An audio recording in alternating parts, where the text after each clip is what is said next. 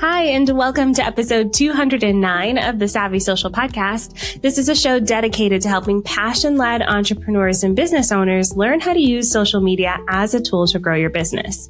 I'm your host, ANDREA Jones, and I'm fiercely committed to helping you understand both the how and the why of social media marketing so that you can create connection, build community, and make your difference in the world. This show is brought to you by Sendable, which is the all-in-one social media management tool that my agency uses every day to schedule and analyze our clients' results. You can try them out for yourself by going to OnlineDrea.com/Sendable. And I'll put that link, all of the links in the show notes, OnlineDrea.com/209.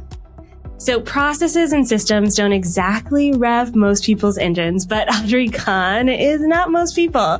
She has witnessed the transformative power of processes and systems again and again for 20 years, and she's been streamlining processes to make agencies, teams, and projects run more efficiently and effortlessly. Audrey has worked in agencies supporting clients like Procter & Gamble and Pepsi, and she's worked client-side in corporations before starting her own business. She's scaled teams of multiple 6 and 7 figures, and in 2021, supported an agency owner to sell and exit his own business. Audrey hosts the Small But Mighty Agency podcast, and I've been on the show, so definitely check out my episode. Her podcast helps micro agencies navigate sustainable growth and scale their service delivery to multiple 6 figures with a small but mighty team. Audrey, welcome to the show. Thank you. What a wonderful introduction. Thank you for that. I'm super excited to kind of pick your brain today because systems aren't smexy. A lot of us, we use them because we have to. So, talk to us about your journey. How did you get into this world of systems? Yeah, I worked in agencies and then in corporate building marketing teams for about 12 years. And then in 2013, I started side gigging some small contracts. By 2015, I went full-time in my business, and that was 7 years ago. A lot of that courage to go full-time in my business was inspired by my mom passing. She was diagnosed with cancer and had passed away 3 weeks after that. And it changed my perspective on life. I wanted more control of time, but I also didn't want to be like 65 and looking back and feeling like I didn't reach my highest potential. So that's how I decided that I would go full time in my business. The first 4 years in my business was spent primarily running consulting projects. So I worked behind the scenes of agencies focused on translating strategy into systems and processes and then activating teams. In the past 3 years, going on to 4 now, my business has pivoted into customized coaching for creatives, consultants, and marketers to help them grow their agencies. And this year, we launched our Mighty Pod Model program. And yeah, that's, I just feel like every 4 years, my business has gone through this evolution, but one thing has been constant for us, and that's the power of systems and processes. Yes, I love that journey. And when we think about systems and processes, it can feel overwhelming. It can feel very overwhelming. So what's kind of your perspective or your framework to talking about this, specifically in like a non-technical way? Yeah, I love this question. Yeah. Overwhelm is the number one reason why people avoid systems and processes. I think when you think of systems and processes like this one enormous project, it's certain you're going to get overwhelmed. If you think of it like renovating a house, you wouldn't wake up one day and say, hey, I'm going to do it all. Like every single room in 1 week, you're going to pick a specific room to start.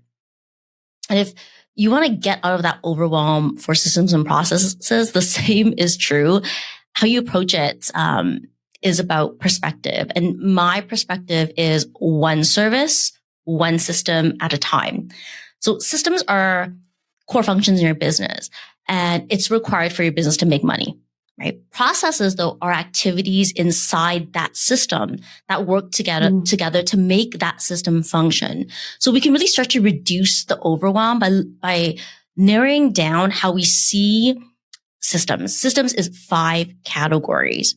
So the 5 categories, this is how I think about systems. Remember, we're going to choose one system. And so there are 5 categories, 5 systems. The first system is marketing. Those are the things you do to create visibility. The second is sales. These are things that you do to convert people into buyers. The third is delivery. That's delivering your services. The fourth is human resources. That's hiring and training. And the last is administrative. So things like finances. And if you think about reducing overwhelm, you're not going to start by choosing a process in every single system. That's overwhelming. What you want to do is choose one system. So is it marketing? Is it sales? Is it delivery? Is it HR? Or is it admin? And then if you run an agency, you're going to have multiple number of services that you offer. So just choose one service that you offer, pick one system, and that's where you start. That eliminates overwhelm. Yes, I love how you broke it down into the categories as well, because I do think sometimes as business owners, we want to fix everything like yesterday. Mm-hmm. And if we just break it down one thing at a time, one step at a time, I think that's so helpful. So, when we think about breaking it down, which one do you recommend starting with? My clients are typically at a place where they need to create more capacity and they've reached a revenue ceiling. So the worry in their business is that the business will sink without them. When that's the challenge, and that's usually the case, the priority is service delivery processes. It's the fastest way to help people gain more capacity and overcome that income plateau that they're at. And you know this as well as I do. You really can't grow a service business when the client work is dependent on just you.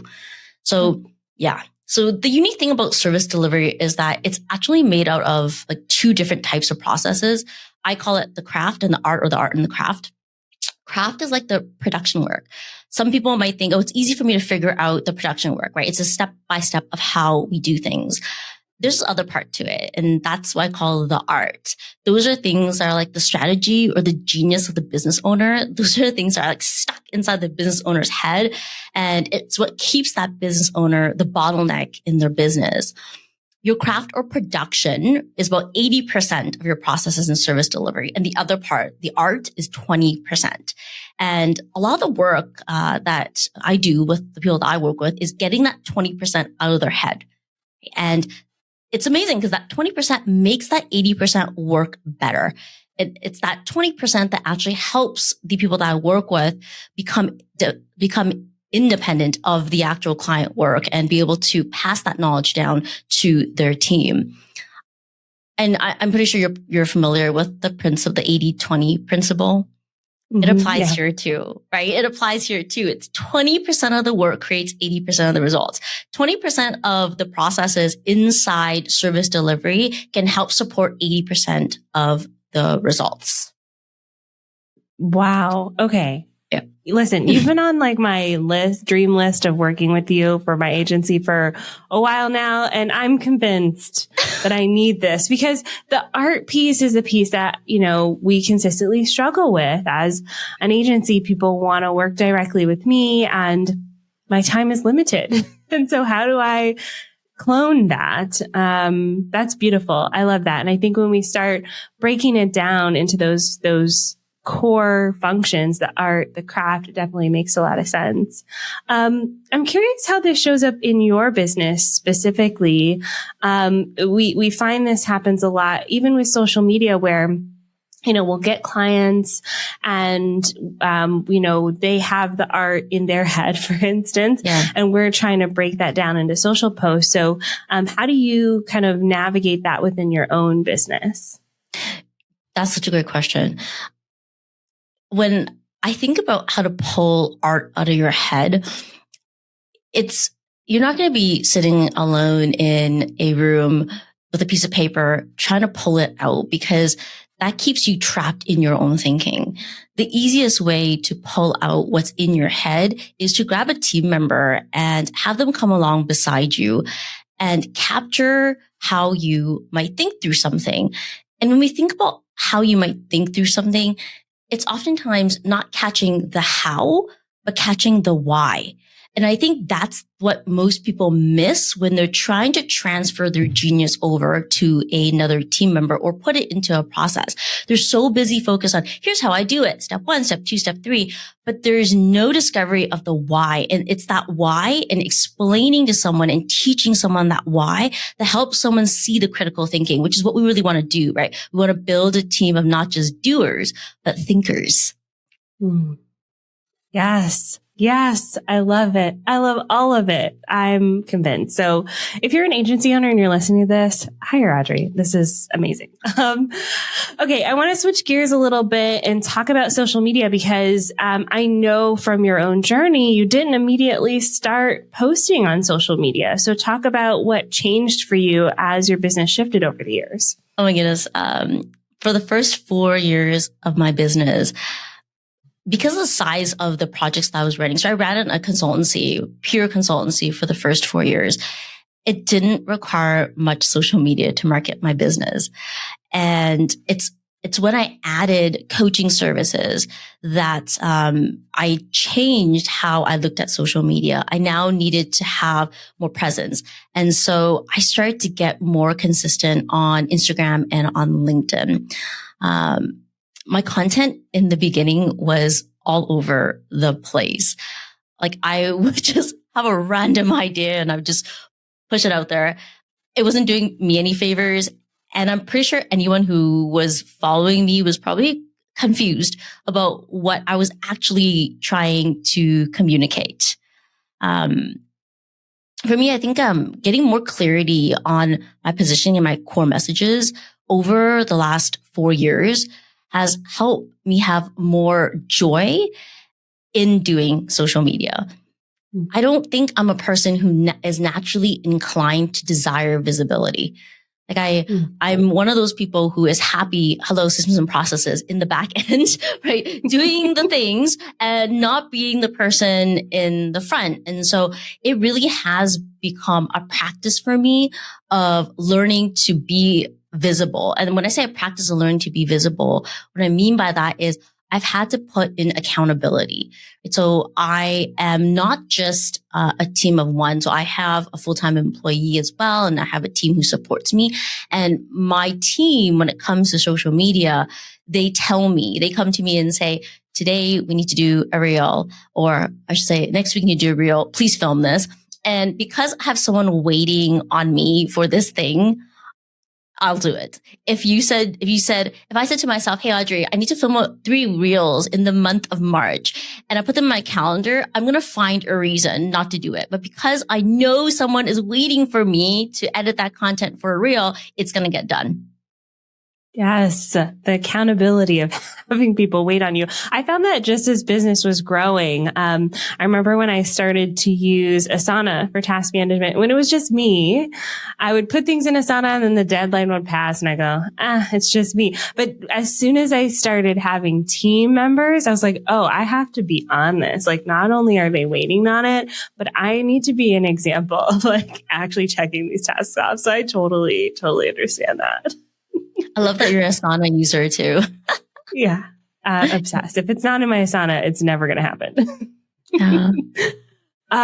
So talk to me about kind of that process a little bit more. You mentioned your team comes to you and requests reels. How much of your social media is you? How much of it is your team? And how far in advance do you work? I wish I could be a few months ahead, but I'm not. I'm typically about 30 days ahead in my social media content. When it comes to content, what happens is I write emails that are pretty meaty. And so my emailers are very meaty. And my team uses my emails and transforms them into social media posts. Sometimes I will go in and I will write post if I'm really inspired to write something, but most of the time the content comes from my emailers. When it comes to like anything that has to do with like graphics or whatnot, that's not me. I don't have the art background. If I were to design something, it would just look like a splash of colors, a whole mess. So my team takes over the whole entire designing anything on my social media platforms. They help craft the captions, but I always and have still maintained editing my captions. So nothing goes out right now without me looking at it. And that's because my voice is really important to me. And I feel that my marketing is something that I am not ready to let go of right now. And it's important that, I still have a really good, a good handle on it, which means eyeballs on the content before it goes out. Where my team is really supportive, like I mentioned, is coming in and like even writing my emailers. Sometimes it's really hard for me to sit in front of a blank page and start to put words down. What I found really helpful is having team members come to me and say, okay, well, this month, let's look at some social media content for this, or let's look at some email content for this. And they have a bunch of questions that they'll ask me. And those questions are just to get me talking, because I am the person who does best when I am verbalizing content, right? So if I were to just start with a piece of paper, it wouldn't make any sense to me. I have to get someone to ask me the questions to verbalize it. And then usually it's captured by some sort of recording software. I use Descript, and I dump it into Descript. And from Descript, it gives me a basic word for word output of that video or that recording. And I just scrape it and highlight it for key things. And that's how I usually pull out my ideas and turn them into emailers. And then those emailers become content for my team to put on social media. I love the idea of verbalizing it first. I'm a verbal processor as well. And I find that if I can't sit down and like brainstorm about it a little bit, it ends up being either like very circular or just like not as in depth of content. So I like that you do that. And I love that you use your newsletter as well, or your email, blast as well, because we are a huge fan of work hard once and you're working hard once on that piece of content and then like maximizing it for social media, which is great. Talk to me about kind of your social media growth plan. So we talked about content. What are you doing to attract new people into your community? I'm focusing on LinkedIn this year. I personally am finding a lot of joy in LinkedIn. I just love the nature of the conversations there, and growing my audience is having more thoughtful conversations in my DM over LinkedIn. That's what matters to me. It really isn't about looking at how many LinkedIn followers I have. That's a vanity metric, and we all know that. And so my growth strategy is really about doing what already works really well. And for me, I noticed that when I put out content that is transparent. So what I mean by that is I've always been afraid to be more visible, by being transparent. So being vulnerable on social media. And it's funny because when I thought about using LinkedIn, I thought, oh yeah, here's this platform where I can go forward and just say all the professional things and it'll be great. People just connect to that. But what I found is that actually there's a huge space on LinkedIn for being vulnerable. And the content that I put out there that is vulnerable is the one that gets the most response to. And so this year, I'm really committing to being more vulnerable on LinkedIn to connect to people in a very authentic way. Yeah. And I like LinkedIn for that. I think there's a mass exodus from Facebook. People are tired of it. And LinkedIn is a professional platform, but the conversations there can be so insightful, as you've mentioned. And honestly, you don't need as much content as some of the other platforms. So it's a lot of fun. What about any trends? Are there any trends or any new types of things that you're going to try on social media this year?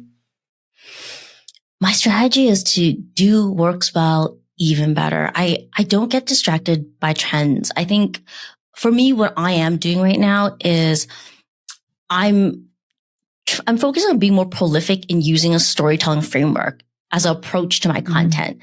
So I don't connect to trends because I feel like I could be forever running a hamster wheel of trying to join all the different things that are happening. And I think there's something that I know that works well for me, and that is telling great stories online.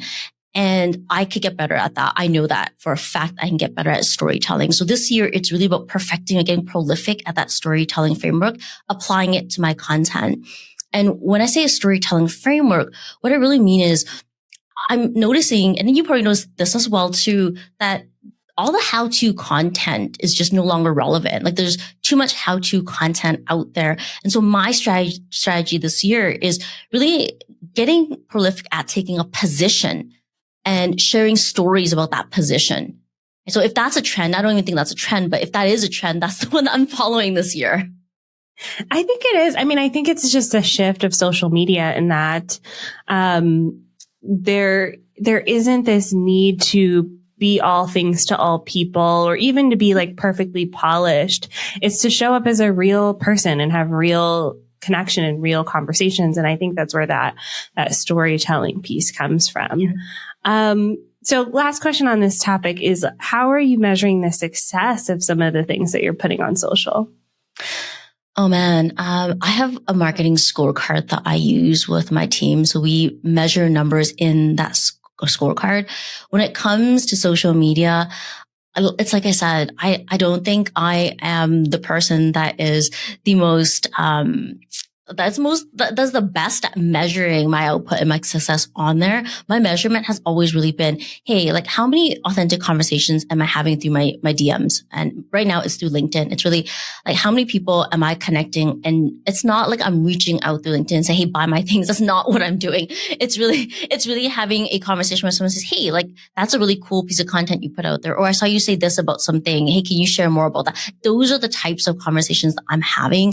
And I know for the type of work that I have been doing and working with agency owners, the conversion for me has always been through building authentic relationships, right? It's like building an authentic relationship with someone, understanding what's happening in their business, and then having a conversation, seeing what fit there is between what I do and what their struggle is. And that's not a, hey, buy my thing type of conversation. It's a conversation about relating to one another and really seeing if we can join forces to solve a problem together. Yeah. Yeah, I like that. It's more of it's not really like a hard metric. It's like a soft metric of the things, but the things that actually make a difference in your business. And I think, sometimes it is easy to get focused on the vanity metrics of the followers and the engagement. But at the end of the day, it's those sorts of conversations that turn into business. So I love that. All right. As we wrap up today, talk to us about your Mighty Pod Model program. The pod model is a unit within a business that services your client. So what is the Mighty Pod model? It really is a team model for service providers that they may not have heard of yet. The Mighty Pod model, which is our program, it's meant to support creatives, consultants, and agency owners to build this asset, this team asset that helps them grow their service business with more ease. When you get your first pod in place, which is the Mighty Pod model, you can replicate it over and over again to scale. Or, if you don't want to scale, you can just have one pod in your business so that you can stop worrying that your service business will sink if you stop working. And that's a great goal too. So our Mighty Pod model program is meant to help a business owner, a solopreneur, design and build that first unit, that first team in their business that they can replicate over and over again as an asset to scale or grow their business. Yes, I love that. So for those people who are interested, where do they connect with you online? Like pimp yourself out. Yeah, if you want to learn more about the Mighty Pod model, you can go to mightypodmodel.com to get more information there, or simply just email us at support@audreyjoykwan.com. Perfect. And I'll put all of those links in the show notes. Audrey, thank you so much for being on the show today. Thank you so much for having me. Yay! And thank you, dear listener, for tuning in to another episode of the Savvy Social Podcast. If you like the show, head on over to Apple Podcasts, Spotify, leave us a 5-star review. It helps keep us in the top marketing charts, which is all thanks to your support. Next week, I'm talking all about social media strategies specifically for life coaches. We have a lot of life coaches on our roster, and I want to bring you the amazing strategies that have been working so far for them this year. I'll see you then. Bye for now.